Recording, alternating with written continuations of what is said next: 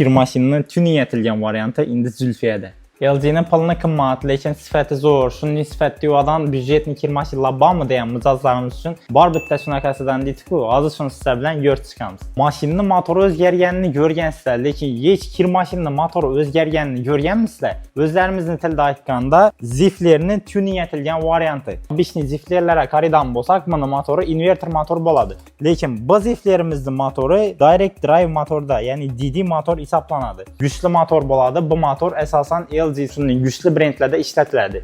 Əgər sizdə 4 milyon som multiple olmasa, bir yəni pasport bilan gəlsəz 6 aydan 24 ayacan bolğan müddətdə bölüb töləsə xərdətsizlə boladı. Əgər yanına bir dənə plastik qoşsazlar 6 aya özün pulunu bölüb töləsə xərdətsizləriz mümkün. Motoruna 10 il garantiya bərilgən, bundan təşkil kir maşınımız sensorlu işlidir. Hazırki zaman tələbinə cavab verədən hər xil funksiyaları mövcud. Bu kir maşınımızın hər xil kilosundan bax, bu gördüyünüz 8 kilolu variantı hesablanadı. 4 milyon somdan durdu. Naudabolislar bu kir maşını LG-dən yaxşımı, yəni puluna layiqmi? Kommentariyada öz fikirlərinizi yazıb getin.